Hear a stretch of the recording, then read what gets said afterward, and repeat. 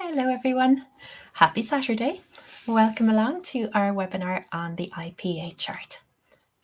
It's one of the things that can cause a lot of confusion to new teachers, so hopefully today we will be able to clarify some of those doubts that you have. In case I haven't met you before, my name is Mairead and I am in the west of Ireland in Galway, and it's a beautiful day today. It's actually summer, so that's exciting. It doesn't happen too often. I've been with the TEFL Academy since 2015, and I've been teaching since 2005. No, 2004. Well, give or take a few months. So hopefully I'll have lots of experience and lots of useful information to share with you over the course of the next hour. As always, we will start with a presentation. I will tell you the basics of the IPA chart for approximately 30 minutes. And then the second half of the webinar will be a question and answer session where you can type in any question you have related to the IPA chart into the chat box, and I will do my best to answer. So without further ado, let's begin.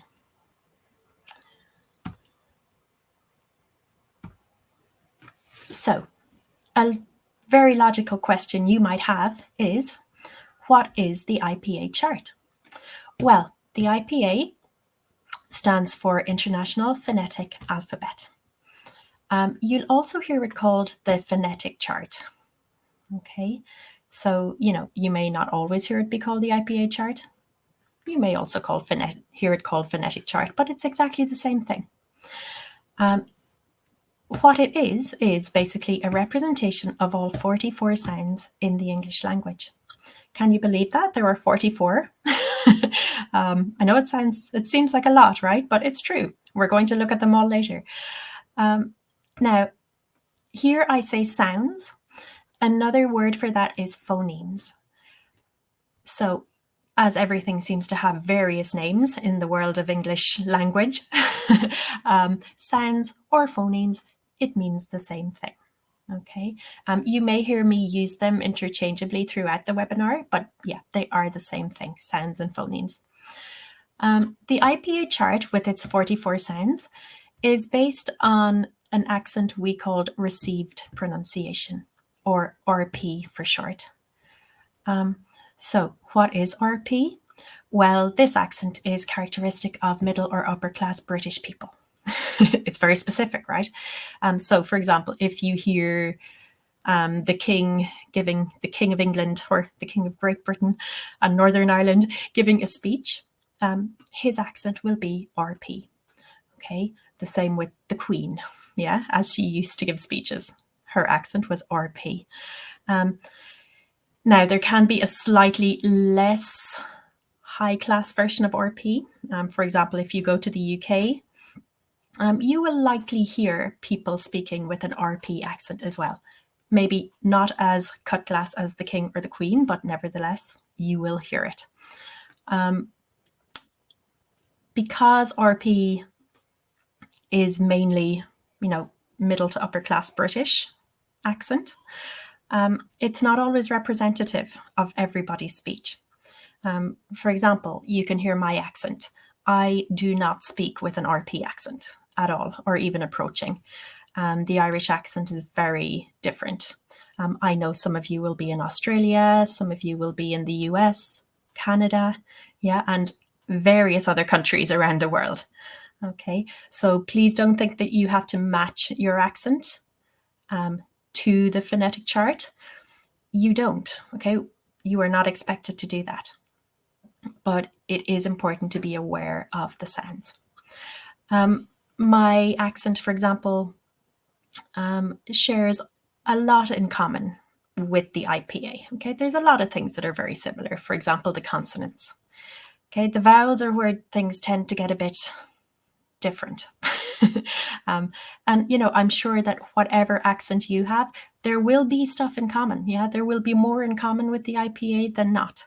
Okay, but yeah, please don't feel like you need to change your accent when you're teaching. You absolutely do not. So that disclaimer out of the way. So all that being said, why is the IPA important? or the IPA chart important? Well, it standardizes pronunciation to an extent, as spelling is not an accurate indication of how a word is pronounced in English. Okay, we are all familiar with the vagaries of English spelling. Think, for example, of these words: cough, through, thorough. Yeah, all of those words feature a spelling O-U-G-H in them, but cough, the O-U-G-H is pronounced off. Okay, through, the O-U-G-H is pronounced oo. Okay, and thorough, the O-U-G-H is pronounced so you can see spelling is no indication of pronunciation in English. Okay, spelling is, quite frankly, bizarre. And that's because English has borrowed from so many languages through history that, we have no consistent spelling rules, really. Okay, it's a bit of a free-for-all. So the IPA chart helps us to standardize pronunciation. Apart from that, it appears in course books. So when you're teaching your students, they will see it in their textbooks. So, you need to have an idea of what it's all about, because the likelihood is they will have questions. I find the IPA chart incredibly useful for focusing on our students' individual problem sounds. Okay. For example, when I was teaching in Spain, all of my students had issues with b and v. Okay, because in Spanish it's the same sound. Unfortunately for them, in English it's not. So I was able to use the IPA chart to focus specifically on b and v. Okay, and students from all languages will have a particular problem sound with English. Okay, so this will help us to focus on that. Apart from that, even more reasons, the IPA is used in dictionaries to help us with the pronunciation of unfamiliar words. So, when you look up a word in the dictionary and beside it, like in brackets, in slanted brackets, you see this strange looking script that looks half Greek letters, half mathematical symbols, half letters. That is the IPA. Okay, that's what that is. So it's actually incredibly useful for us as teachers to look up and know how to pronounce a word that we may not have encountered before. Okay, I'm sure we all have words that we know what they mean when we see them written, but they actually sound different. For example, do you all know the word segue? So until embarrassingly recently, I always thought that word was sieg. It is not. It is segue. Okay. So, and I knew the word Segway existed. Like, I knew that was a word, but I thought it was just those crazy bikes that you ride when you go on holidays. Yeah, but it's only, when I eventually looked it up in the dictionary, Segway. So there we go. The IPA helps. The same with epitome. It is not epitome, it's epitome. So, lots of those words that can trip us up. Look them up and you will always find the correct spelling, or no, the correct pronunciation via the IPA.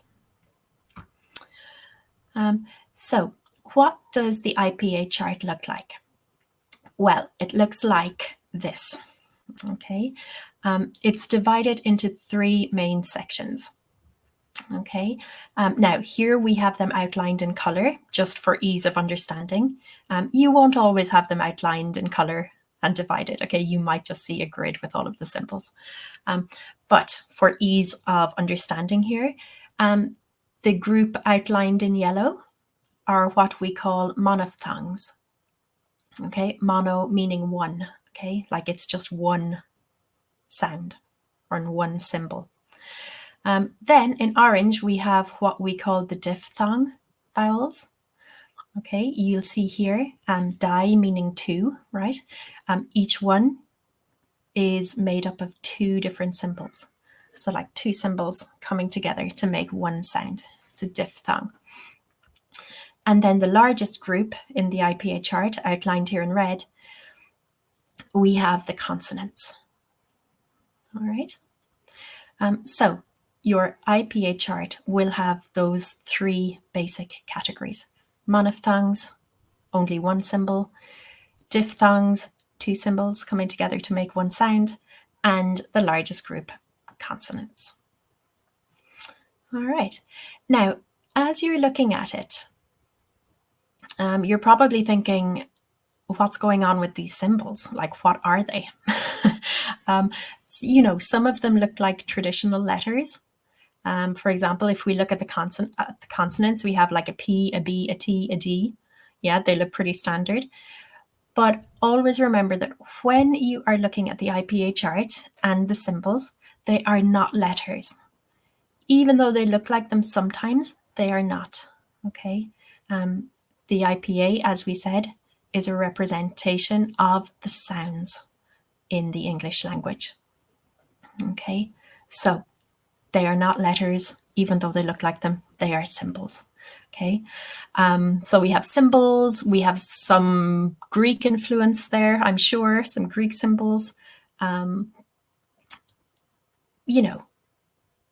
Take them as they are, okay, and keep it in mind that they are symbols, they are not letters.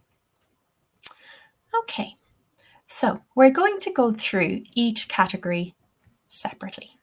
Okay, and I'm going to demonstrate for you what each sound is, okay, what each symbol represents.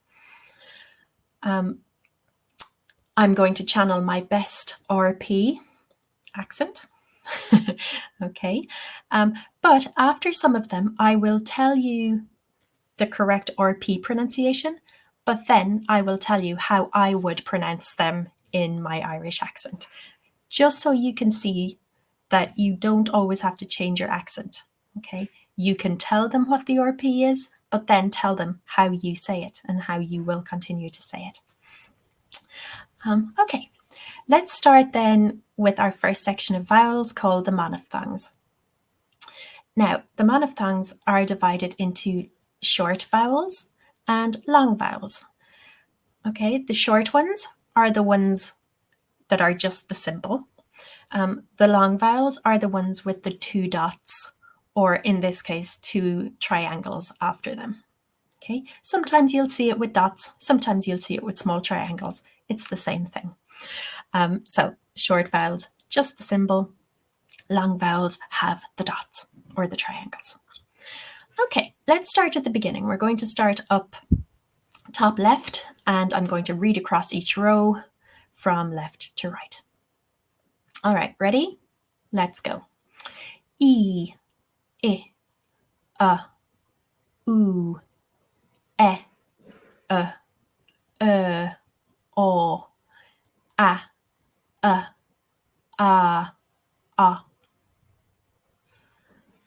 Okay, so there we go. That's what they sound like in their RP original. Now I'm going to do them again, but this time, if there's something that I would say differently, I'll tell you how I would say it in my Irish accent, just like I would do to my students. Okay, E, I, U. They're all the same. E, Now, this one is interesting. In RP, they would say like her. I would say her. Okay, that's because the Irish accent goes pretty heavy on the R's. Okay, so I would tell my students, this sound is but I say Okay, in Ireland you will hear Okay, next one, O, the same. A, ah. So again, I don't say I say R. Okay, again, that R coming in very strongly in my accent. So ka, I say car, R, and ah. All right, so you see, it's not like everything is completely different in different accents. Yeah, but there probably will be some things that you will need to point out that you pronounce differently, and that's absolutely fine. Okay, next section. We have another category of vowels, this time the diphthongs. So diphthongs, as I said before, are two sounds merging together to make a new one. That's why there are two symbols together, right? Diff, two, but it makes one sound. So like before, I'm going to read them. First, I'll do the RP version, and then I'll do the RP version contrasted with what I would actually say in my accent. But yeah, RP first. Let's go. Ia, a, ua, oi, o, ea, I, ow. Okay, so that is the RP version. I'll go through them again. Ia. Now, I would say ear. Again, the R coming in. A, the same. Ua. In my accent, I would say ur. Yeah. Oi, the same. O. I would round it slightly and say o. Ea. I would say air. I, ow, the same. Okay, so those vowel sounds, huh? Vowel sounds tend to be the biggest feature of different accents, okay, how each accent pronounces each vowel. So they are the diphthongs. Okay, two sounds making a new one. Okay, now consonants. Well, we can see that consonants is the largest section of the IPA chart. Okay, there are lots of them. And luckily, they tend to be far more straightforward than the vowels. Okay, so I can't really think of anything here that I pronounce differently, honestly. But let's go through them. Again, I will read them in their RP version. Okay, starting top left and yeah, going down through the rows. Okay, ready?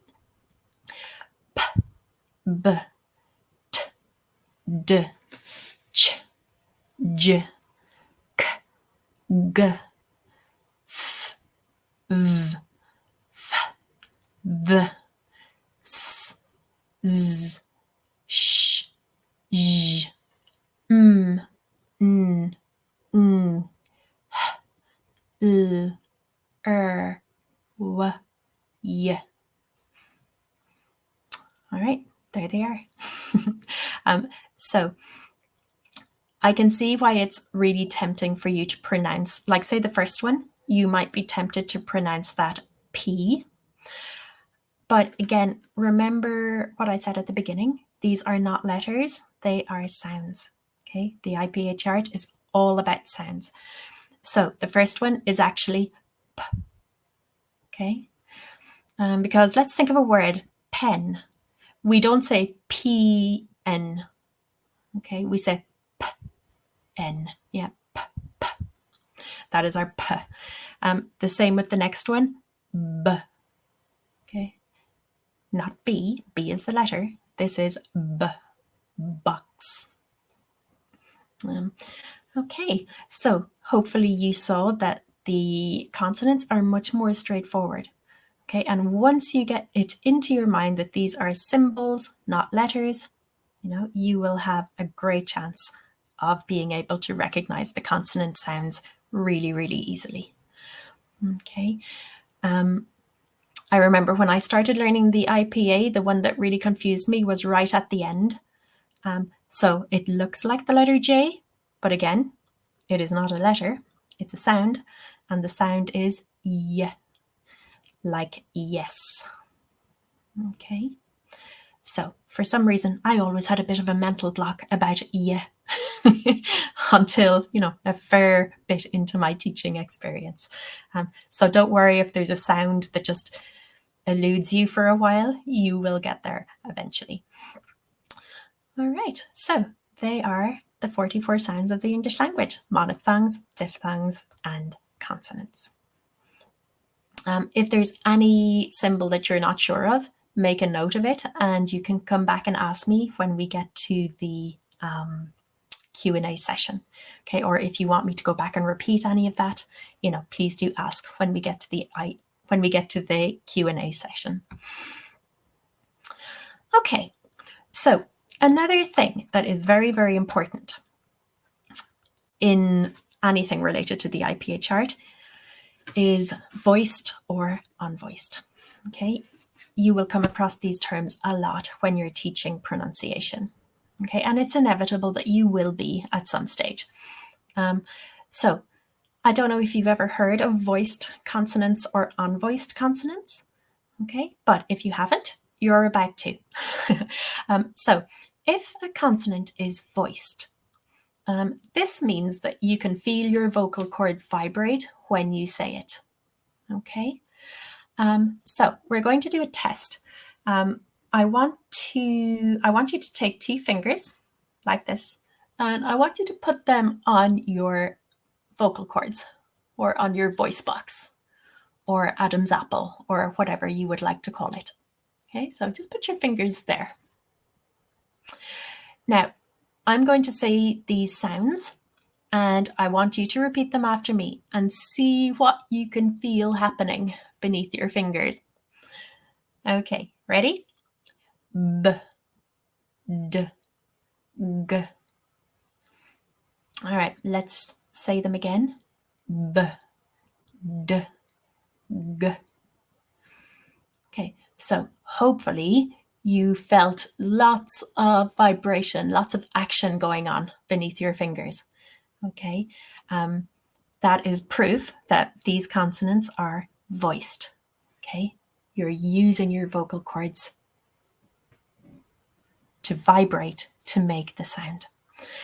On the other hand, if a consonant is unvoiced, your vocal cords don't do anything when you say it.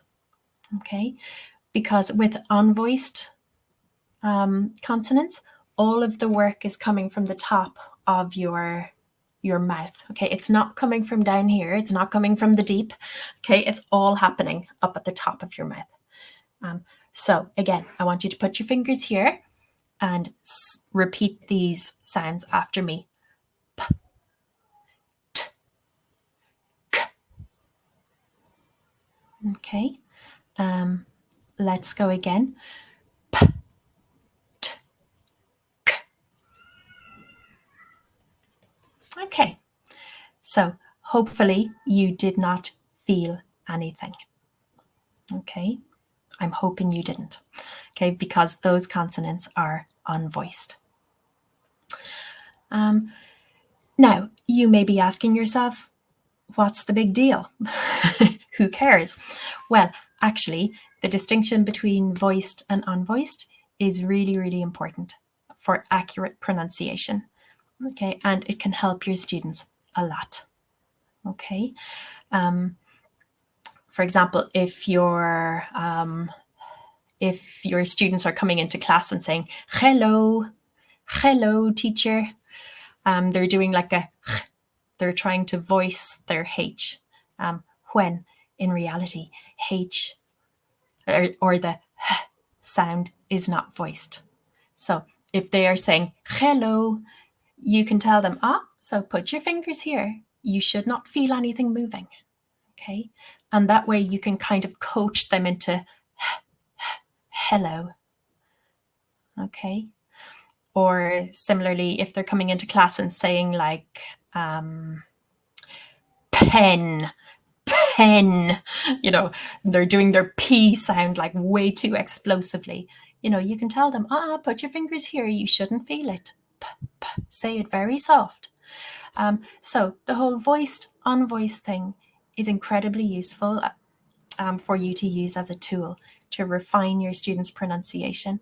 And the whole fingers on the vocal cords thing is really incredibly useful because it's like a tool that students can use.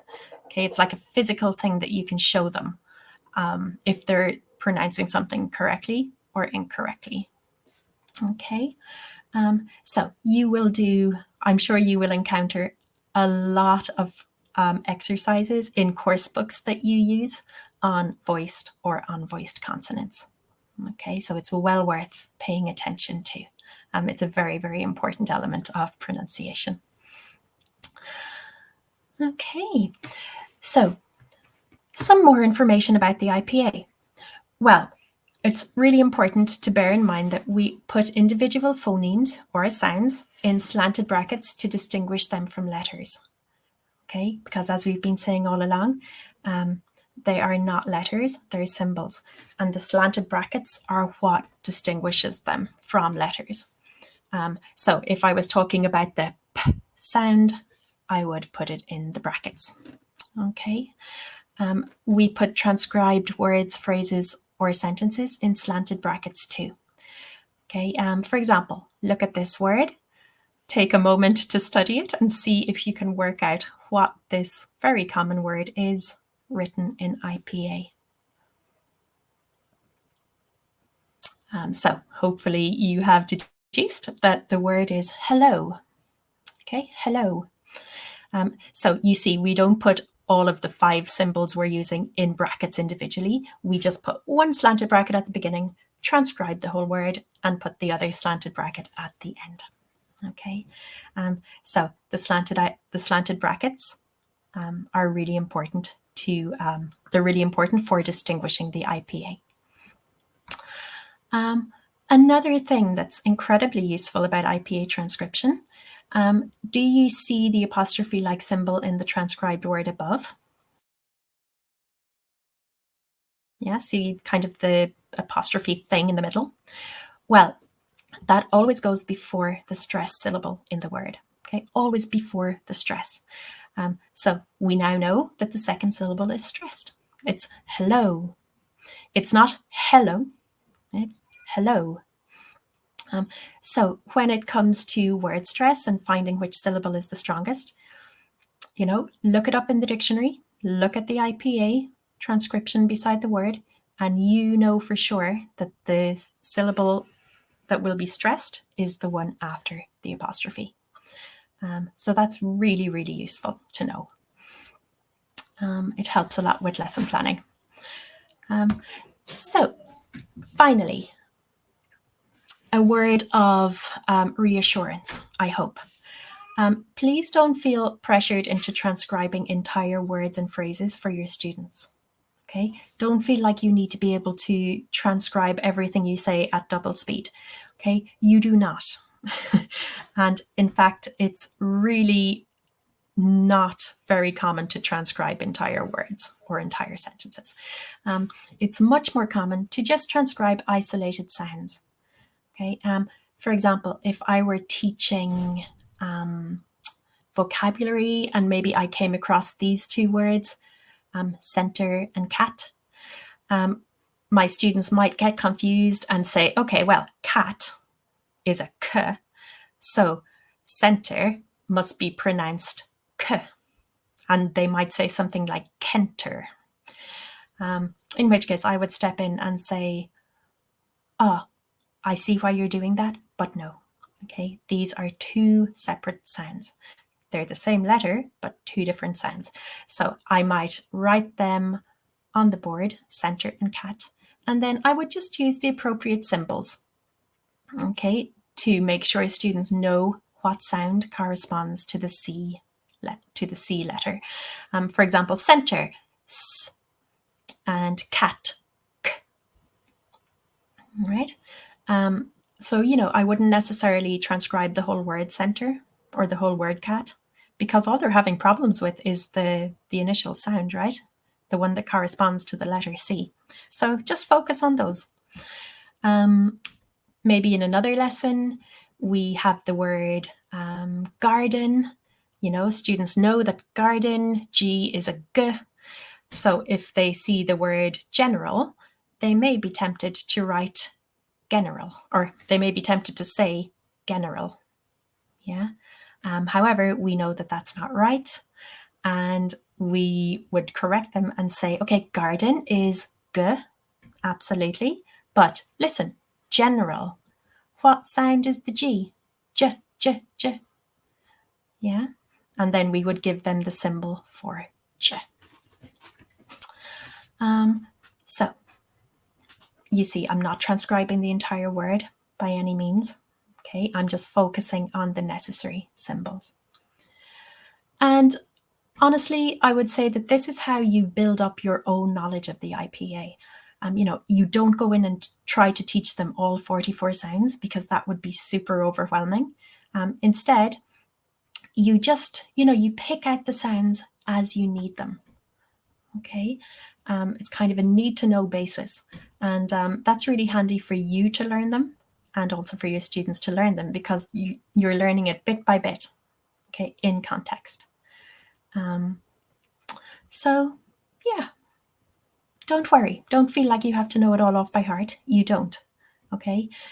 In all likelihood, you will have an IPA chart in your classroom, or you will have it in a course book. It will be somewhere.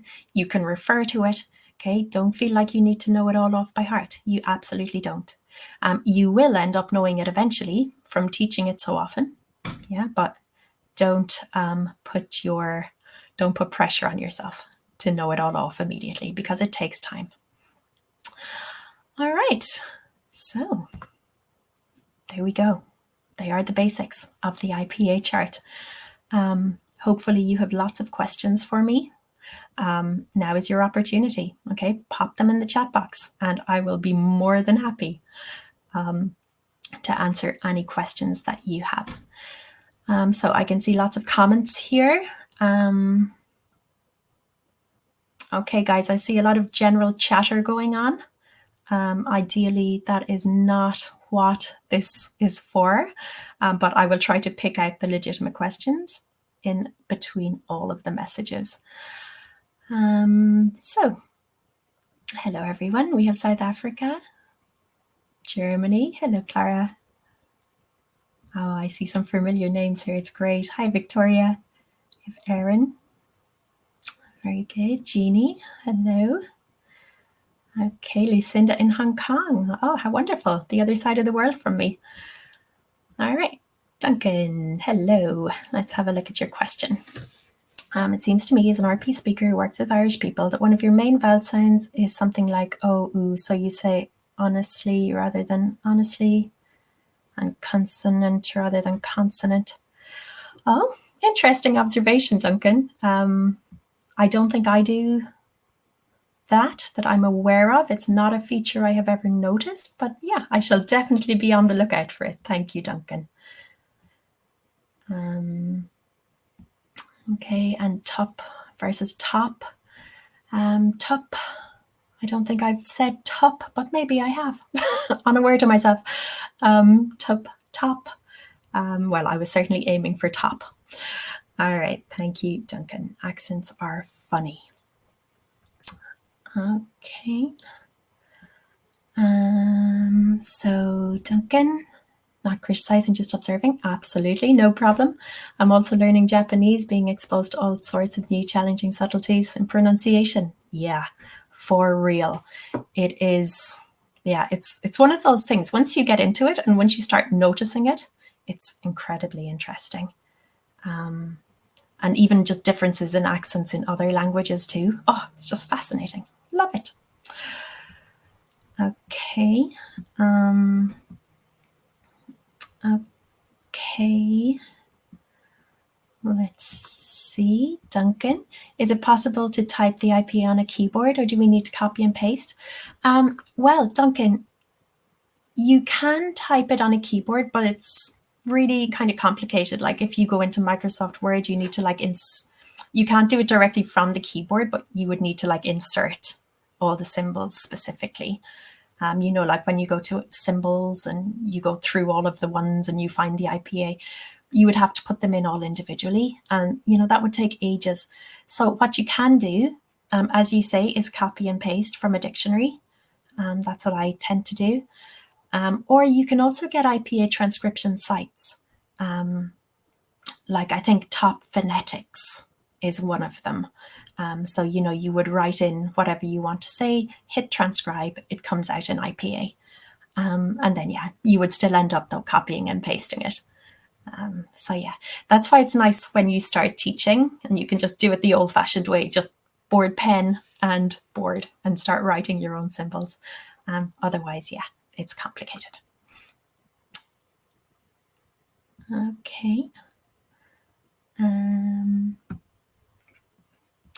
So So is there a good recommended IPA chart I could buy on Amazon UK? I'm not sure I would recommend any one over the other. What I do really like, Duncan, are the ones that tend to come with course books. For example, I don't know if you've heard of New English File. They tend to come with like it wouldn't for the students, but for the teachers' resources, it tends to come with like this big poster of the IPA, and it is divided into the sections that we saw before. And it comes with example words. It usually gives like a picture of a word that contains the sound, maybe starts with the sound. So I really like the charts aimed at students rather than teachers, because I find them a lot more user-friendly, because they are aimed at students to help them with their pronunciation.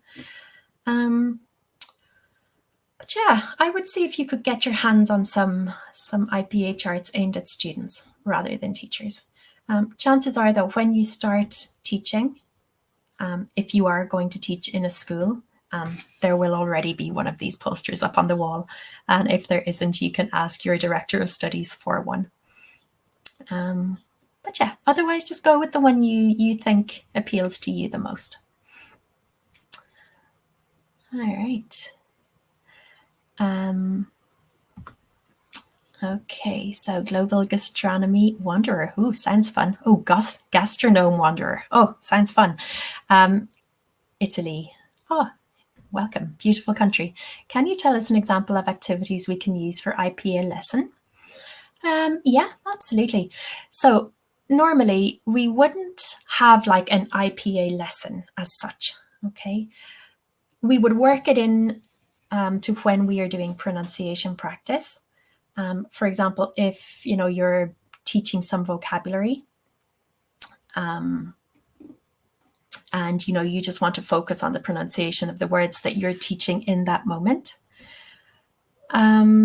we wouldn't have like a full 60-minute IPA lesson, for example. So you just kind of teach it as and when it's necessary.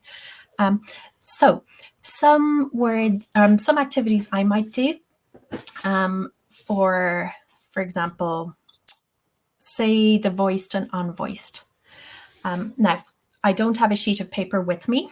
I really should have prepared it. But a really fun thing you can do with your students to practice voiced and unvoiced, get them to hold a sheet of paper in front of their mouth, okay? Like just maybe a few inches from their mouth. And then get them to practice saying the unvoiced consonants, the ones that you don't use your vocal cords for. And then get them to just say the sounds like p, p, p. And their goal is not to make the paper move, okay? Or to make the paper move accordingly. For example, if they say p, p, they're using air, right? So their sheet of paper should tip forward, okay? Or if they're saying, for example, if they're saying b, b, b, like the one that's coming from under here, the one that's vibrating the vocal cords, b, then the paper should not move because they're not using air, they're using their vocal cords. So the sheet of paper is a really nice one to use because, again, they can physically see. If the consonant is voiced, the paper should move because they're using air. But if it's coming from their vocal cords, it should not move. So that's a really fun one to do. Other things you can do is just focus on problem, like say we had the garden general example, where in garden the sound is g, whereas in general the sound is j. So you could write up a lot of words on the board, okay? Some of them starting with the g sound, some of them starting with the j sound, okay? Write up a lot of them all over the board. Then turn it into a type of board race. So line your students up at the board in 2 rows or 3, yeah? Give each row a board pen, and then you're going to say a word, and they need to run up and circle the word you have said. Okay.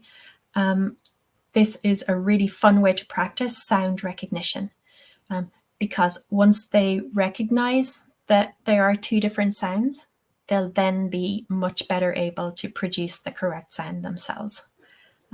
So you can do lots of like board races, lots of run and touch. Yeah. Things like that. Get them up, moving, and using the language in a really fun way. Otherwise, all you're doing is drawing your students' attention to sounds as they crop up and as they have difficulty with them. Okay, you're just seizing the opportunity to give some explanations and some examples and some practice. All right, thank you, Global Gastronome Wanderer. Good question. Okay, so hello, Christine. Do you set tests for IPA? No, not typically. So, as I said, it's just something we deal with as it comes up, like maybe as we're teaching vocabulary. We don't just teach the IPA by itself, if that makes sense. We will teach it in context as it arises. Okay. So hello, Zinli. When asked by a student, why do we use those symbols for pronunciation? How do I answer? For example, J for general or jam. Oh, Zinli, I say to my students, English. Okay, that's just English. Okay, like there is no meaningful answer to that question other than we just do. Okay, this is the symbol that was devised to help us transcribe sounds. So yeah, it's as simple as that. I'm afraid there is no big answer we can give them. Okay, I just tend to laugh and say, "Oh, English, right?" Okay, hopefully they will just get used to them in time. All right. Okay, so hello, Shefali. Need help in saying the symbol th, like the word thank. Yeah. So, Shefali, this one, you're thinking of the one, it looks like a circle with a line through the middle, right? So the main one with this, Shefali, is that you need to get your teeth and your tongue involved. Okay, so you need to stick out your tongue. Okay, put it between your teeth. So can't see my bottom teeth there. Okay, you can't say this sound properly unless your tongue is out. Okay, if it's between your teeth or if it's behind your teeth, you can't say it. So thank, think, yeah. Okay, so basically stick your tongue out. Okay, now you won't always have to like stick your tongue out like super exaggeratedly. You will start to do it a little more subtly, but basically your tongue needs to be between your teeth in order to say it properly. So I want you to practice for the next few minutes and come back to me and tell me if it's made a difference. All right, thank you, Shefali. Okay, so hello, Clara. Are there IPAs for different accents to help with recognizing the difference in our own accents? I'm pretty sure like every language will have its own IPA version. I know there's an American IPA that's slightly different to the IPA we have seen today. I'm sure if you delve deep into the linguistics of each accent, there probably is an IPA chart that you can access for your accent. Yeah, that would be interesting to explore. It's not something I've ever done, but yeah, explore it by all means. But yeah, in the course, the IPA we will be referring to and we would like you to use is the one that we have seen in the webinar. But yeah, I'm definitely going to do some research, Clara. Thank you for the question. All right, so hello, Larianne. How will I know if I do not pronounce the sound correctly according to RP? I would say don't worry about it too much, Lorianne. Like, just pronounce it in your accent and it will be perfectly fine. Again, like, we're definitely not, we definitely don't want you to change how you speak. Okay, we just want you to be aware of the symbols and how they technically sound. Okay, but yeah, we are not expecting you at all to change your accent to suit RP. What you can do though, if you are interested, like, there are a lot of interactive IPA charts online. I can't think of one off the top of my head because I haven't used one in so long. But if you Google interactive IPA, yeah, you'll find one online. And you can just click the symbols and you will hear the sound boom out through your computer speakers or through your mobile phone speakers. So, that can be useful too, for familiarizing yourself with the sound. But again, please don't feel like you need to change your accent to make it RP. You absolutely do not. But yeah, Google interactive IPA. I think that will help. All right. So Chantal, hello. How does the IPA differ from using spelling rules? E.g. teaching the hard or soft G for general or grass? So do you mean more phonics approach, perhaps? Taking a more phonics approach to it? Really, it doesn't differ that much. Like, if you have been involved in teaching primary school children, you'll probably be aware of the whole phonics movement. The phonics movement is definitely quite similar to the IPA, but it's simplified. Okay, like, we don't use the more bizarre looking symbols when teaching phonics. But yeah, there is probably some crossover there. Like, it's more focusing on the sound, isn't it, than the spelling correspondence. Even though phonics, it does have a strong sound letter correspondence. But the idea is the same. Okay, absolutely. All right. Thank you, Chantal. Good question. So, Lorianne, you can find a subset of IPA symbols in Microsoft Word. Yeah, exactly. Yeah, it can take quite the while. Okay. So, hello, Stefania. At the beginning of the webinar, you said that Spanish learners struggle when it comes to B and V sounds. What about Italian learners? What sounds do they find extremely difficult? Oh, I'm not sure, Stefania. I have taught a lot of Italian students in the past, but I've never taught like exclusively Italian students. Whereas in Spain, I taught exclusively Spanish students for like nearly 8 years. So I know all of their problem sounds inside out. Italian students, let me think. Nothing's coming to mind, honestly. Perhaps if we have any Italian students in the group, you can offer up some information on that. But yeah, I'm afraid I'm not sure off the top of my head, Stephanie. I can't picture any of my past Italian students making any persistent pronunciation mistakes. Oh, yes. Okay. Yes, I have thought of one. So a few of my Italian students, not all of them, but some, had problems with the whole k, ch family of sounds. Because I know in Italian, for example, if you have a ch letters together, that is pronounced k, like Chiara. So it would be k, whereas in English we would typically make it ch. Yeah, not always. There are exceptions, but that was one of the problems. There would occasionally crop up.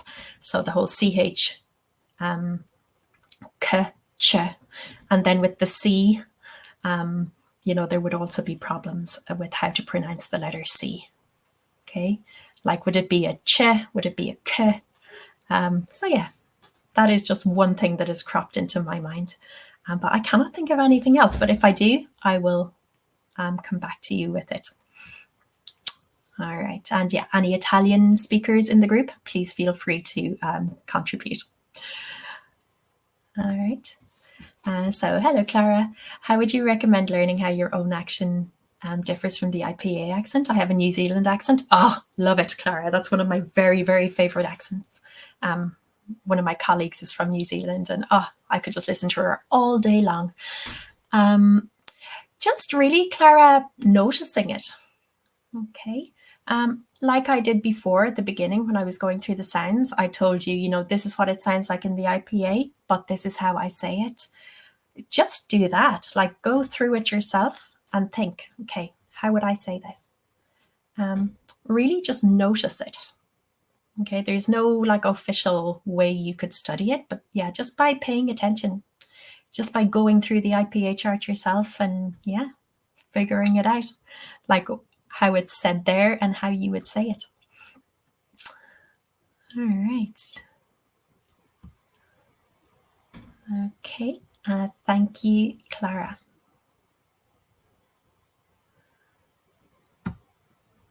Okay, so hello, Deirdre. Irish woman in Scotland. Hey, nice to meet you. I'm really struggling to hear the difference between the sounds in put and but. Oh, I know, Deirdre, Irish accent problems. I pronounce the vowels exactly the same. I know. I used to too, and I still do when I'm talking to my friends and families. I totally pronounce them the same. However, in the classroom, let's run back to our chart. Let's see. Let's run back here. Okay, so you are referring, Deirdre, to the one so on the top line of the first section, it looks like the little horseshoe. Okay, so this one, let's see. So this one would be put. Okay, put. So the little horseshoe comes from much deeper. Okay, it comes like from down in your throat. So like, yeah, put. Okay, so that the horseshoe is lower. Okay, however, the up one, if you look at the bottom line, it's the second one on the bottom line. This is a much higher. Just think of the word up and like bring it up. So it's like okay, so okay, so horseshoe, lower, okay, upside down V, up, okay, so I know the difference isn't going to set the world on fire pronunciation wise, but there is a difference. Okay, horseshoe, down, upside down V, up. Okay, so hopefully that made some bit of sense. That is definitely how I taught myself to differentiate between them. Okay, thank you, Deirdre. Okay, let's see. So Victoria, I think I've read that every language has its own unique version. Yeah, I mean, it makes sense, right? It makes sense that every language would. I agree. All right.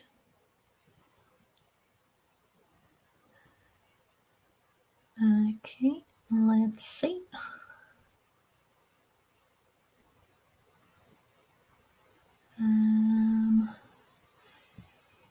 So Shenka, do we use the ones that you shared? Are those the more general ones? I'm not sure I follow, Shenka. Can you tell me exactly what you mean here? Perhaps it's linked to a previous question that I've forgotten. So remind me what you mean here by use the ones. Okay, and yeah, we will definitely answer.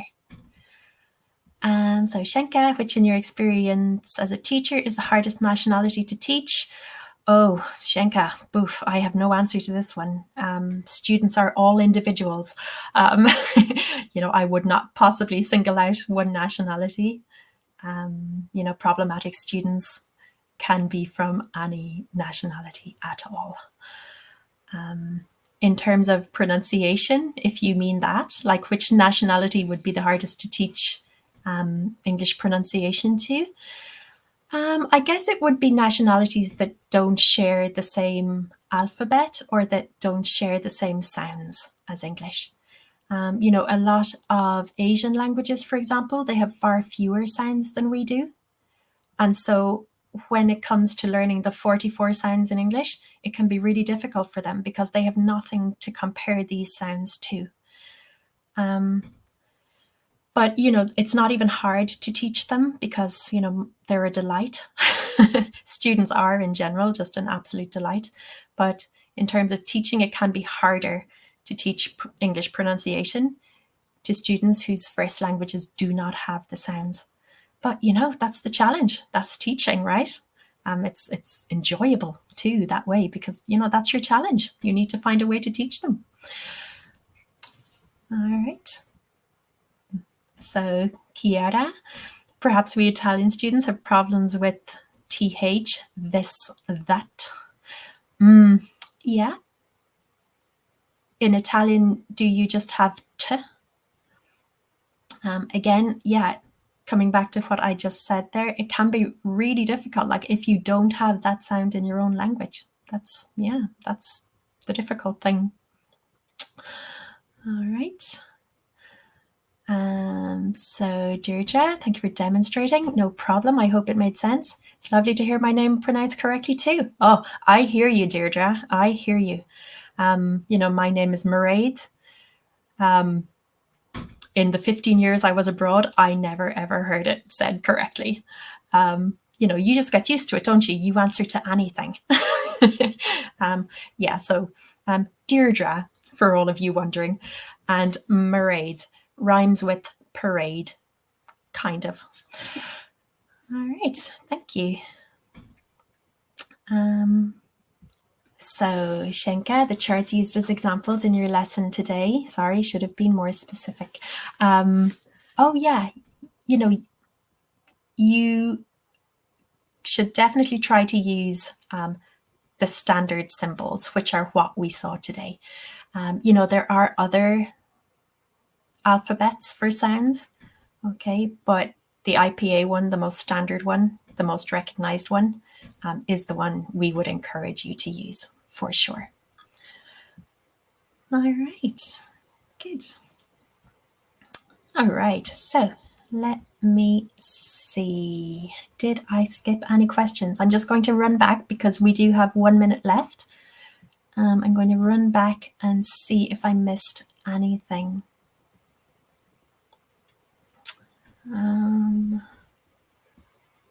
I don't think so.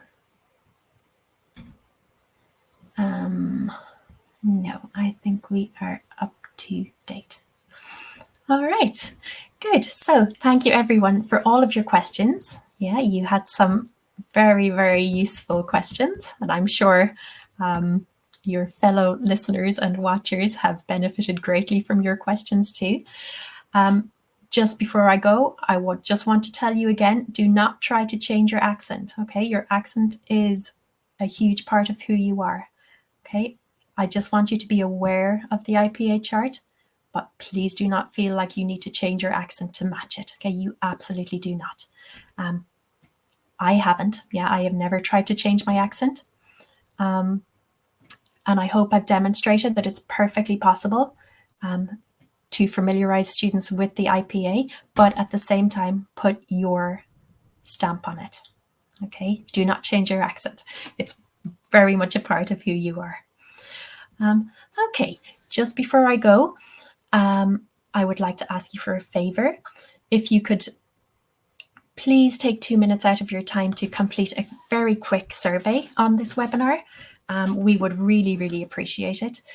As you know, we have these webinars every week, and we're always looking for ways to improve, perhaps new topics we could discuss in the webinar. So Any feedback from you is greatly appreciated.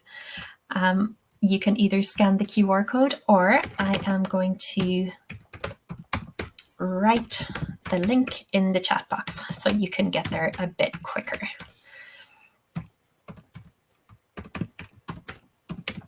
Okay, now there you go. It is in the chat box. If you would like to see any more webinars, because we've been doing these a long time now. We've been doing webinars going back years. Please go along to our YouTube channel and you will find all of the past webinars there. This webinar will be posted within a couple of days too. Okay, so when you get to the IPA section of the online course, you may want to come back and watch this again. All right, everyone. Thank you so much for your participation and your questions. And I hope to see you all again soon. All right, enjoy the rest of your Saturday. Bye.